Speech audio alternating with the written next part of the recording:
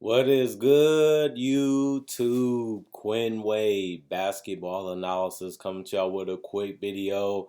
We're going to talk about Chef Curry, what he has to prove. This was a guy that a lot of people was questioning, especially last year after only playing a couple games and not really playing that well in those games and getting injured for majority of the season. And then coming back this year, a lot of people say no Clay, no way that they're going to really be competitive and be a championship team, especially when they decided, we were going to trade for Oubre because Clay was going to be going for the whole season. I still think even if Steph plays at the MVP level when he was the best player in the league to some people, especially offensively, and if he can get back to that dominant level, which he has shown the last two games that is possible, this could be a very dangerous team. I did have them finishing in the playoffs. I did have Steph Curry coming in as the best point guard in the league. And if I had to be honest, he is playing numbers wise too as the best point guard in the league. And it's just good to see him aggressive. Steph is just an unselfish guy. He's a team first guy. That was one of the big reasons why he didn't win Finals MVP because he's not afraid to show that he needs help. He's not afraid to lean on his teammates. And that got his pro and the cons too, because I feel like the first couple games, Steph just wasn't playing like Steph. The 3-point shots, even if they was open, wasn't falling.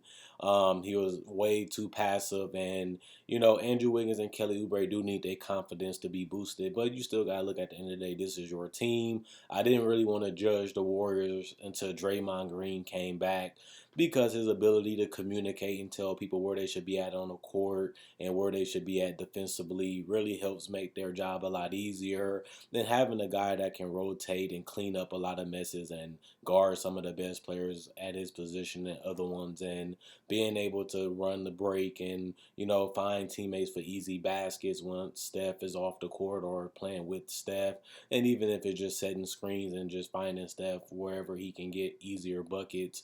I feel like that was a huge part of what made this team special was Draymond.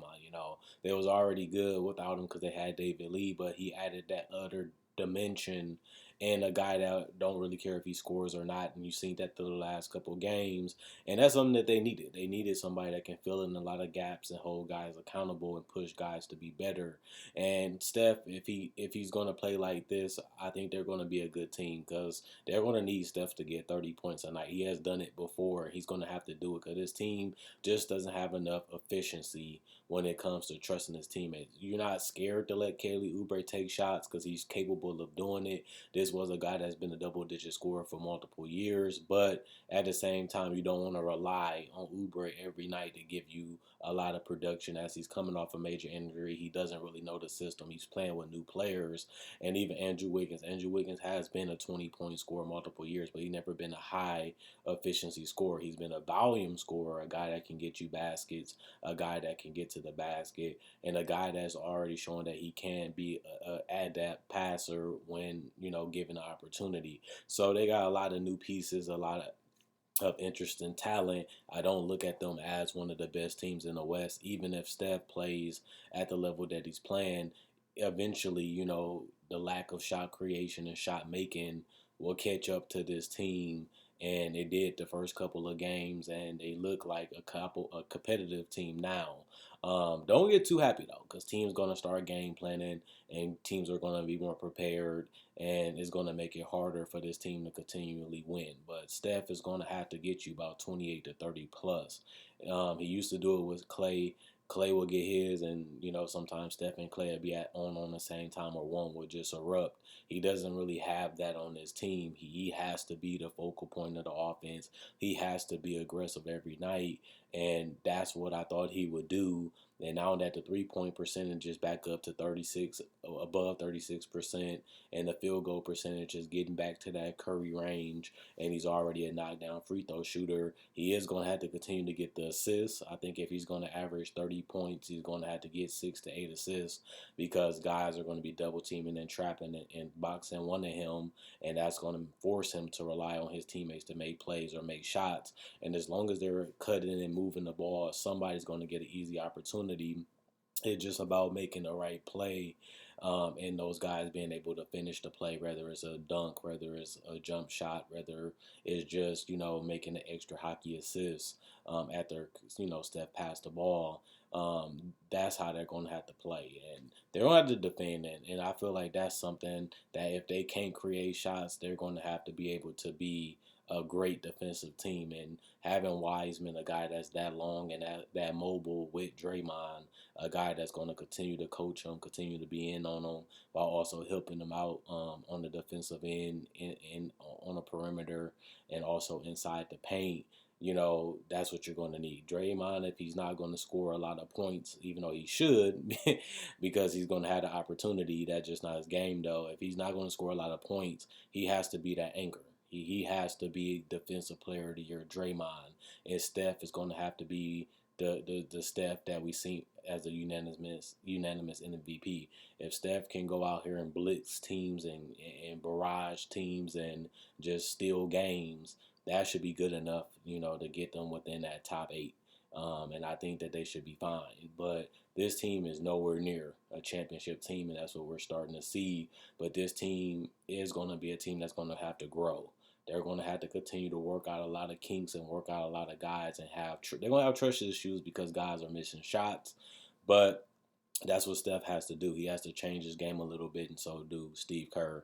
And I feel like they've been able to adjust and adapt. They're getting Wiggins on more cuts. They're getting Wiggins going downhill, and that's his game. Being able to get that stop and pop and that drive and dish or that drive and layup or dunk. And Oubre, you can't just allow him to be a three-point shooter. You got to get him in spots where he's comfortable. You have to get him in areas to where he can play his game.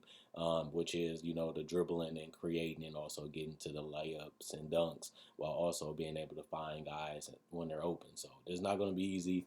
They're not going to be able to do it overnight. But the more they start seeing what they're capable of, the more they start, seeing what guys can and can't do, that's something that they have to, be prepared for because teams are going to attack those flaws so that way they can beat them. So the Warriors got off to a better start than people thought.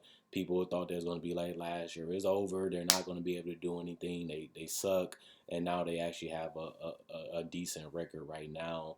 And I thought they would be fine, especially because Draymond, I expected him to be ready day one. But he ended up coming a couple games later. And once he started getting in shape, once he started seeing what guys need help at and what guys are weak at, that's where he'll start being the cleanup guy for a lot of those things. So, Draymond isn't the player that he was 2-3 years ago or even 4 or 5 years ago. But if he can be a communicator and a lockdown defender, that can push them into being a decent team. This team ain't going to be great unless they make another move. This team ain't going to be a lot for a top 6 seed, but they will be a team that's going to be tough to beat, especially if Steph Curry is just going at anybody because he looks good more off the dribble. He's pulling up in people's faces. He's creating space, and he's also playing off the ball a lot. But one thing I like about him, people are playing him for the jumper, and he's starting to put the ball on the ground and hitting the floaters again and getting to the free throw line and throwing the shots off the backboard. And even though his teammates haven't been consistently making shots from game to game, he's still allowing them to be featured in the offense. He's just not going ball hog. He's still finding them. He's still letting them do their thing while also still trusting that they can make plays or make shots, even though they haven't been doing it enough. That's something that you have to do as a superstar player is make sure your guys are within the game, playing in the game, and actually feel a part of the game. And I feel like Steph's still been doing that, but he still does have to remember that he's the best player on his team, and there's not too many guys that can slow him down or stop him. And if he has that mentality like he had the last 2 games, they're going to be good. They're not going to be great. They're not going to be elite, but they're going to be good. And if Draymond isn't going to be able to shoot threes, and if he's not going to be able to score a lot, at least be the best defensive player in the league and, push these guys to get better on that end of the court every single practice and every single game. And if he's getting in on them and Steve Kerr is backing them up, this team could be decent. So, A lot of people thought Steph Curry would be MVP. A lot of people thought the Warriors would finish in the top four. I don't think Steph Curry's going to be MVP. I don't see the Warriors finishing the top four in the West, but I do see him being in the MVP conversation. I do see him being the best point guard in the league, and I do see the Golden State Warriors being a playoff team. But I'm not driving the bandwagon for all the other stuff. I ain't going that far, but they should be pretty solid. Other than that, check out my website, analysisplayground.com. Link will be in the description, comment section below. Check out my Facebook page, analysisplayground.com. Link will be in the description in the comment section below. Like on Facebook to show support. Thanks for everybody that checks it out. Thanks for everybody that likes and continues to support in their own way. If you don't want to buy any merchandise, which you can, I have hats and shirts for sale on my Facebook page. You can change the color of the hat, change the color of the shirt, customize it any way you want it to be.